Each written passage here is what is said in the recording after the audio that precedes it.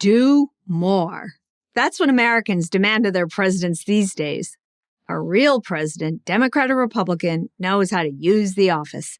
A real president makes things happen. Or so the conventional wisdom. But actually, there is another model. A president can succeed through inaction by doing as little as possible. One such president was Calvin Coolidge, who took office upon Warren Harding's sudden death. From the time Coolidge became president in 1923 to the time he left in 1929, Coolidge served a philosophy that was simple and powerful. Don't do. Coolidge was our great refrainer. The leadership style matched the personal style.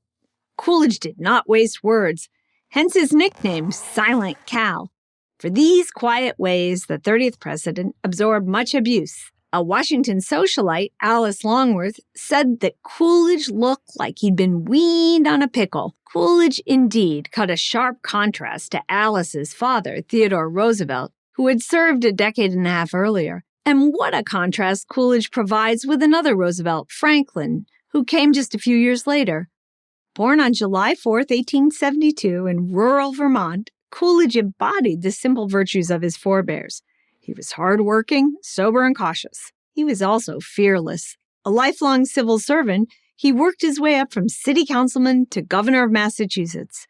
He made his political reputation by facing down the Boston Police Department when it went on strike in 1919. There is no right to strike against the public safety by anybody, anywhere, anytime, Coolidge told strikers.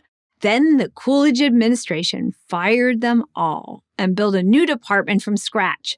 This made him a national hero, a politician with a backbone.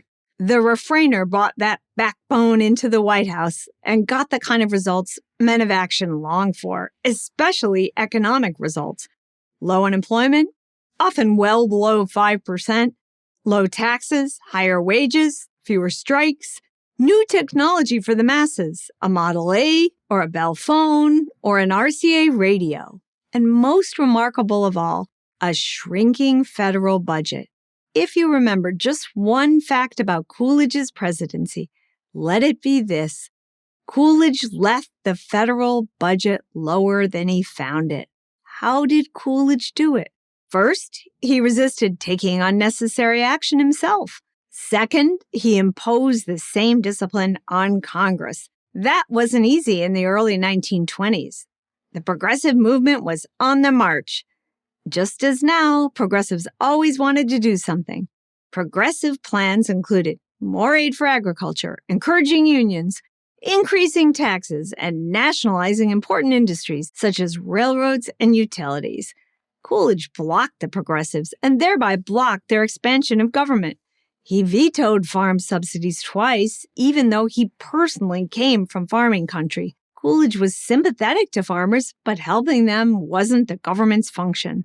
Coolidge made especially good use of the pocket veto, the ability of the president to veto a bill by simply not returning it to Congress. It is much more important to kill a bad bill, he said, than to pass a good one. The legislation Coolidge did endorse was designed to meet the same minimalist end, restrain the government. Together with his Treasury Secretary, Andrew Mellon, Coolidge lowered the top tax rate to 25%. Their goal was to shrink the public sector so that the private sector could expand, and the policy worked. The country liked Coolidge's thrift. In the 1924 election, the progressives won 17% of the vote, but Coolidge won with more votes than the Democrats and progressives combined. So everyone, including his own Republican Party, thought Coolidge would surely run a second time in 1928. But he declined. Like George Washington, he thought the country needed a change in leaders. Yes, it's possible to criticize Coolidge. As much as he tried to avoid it, Coolidge in the end signed bills he would have preferred not to.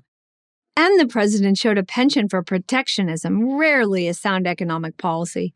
Some suggest that Coolidge was responsible for the stock market crash and the decade-long depression that followed after he left office. But that's a fallacy.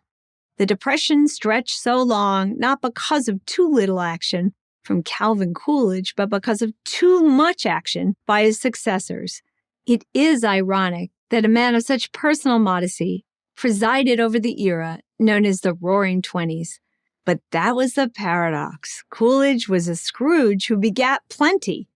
Perhaps the day has come for a new politician to follow the great refrainer's rule. Where others do, don't. And if you have to do less.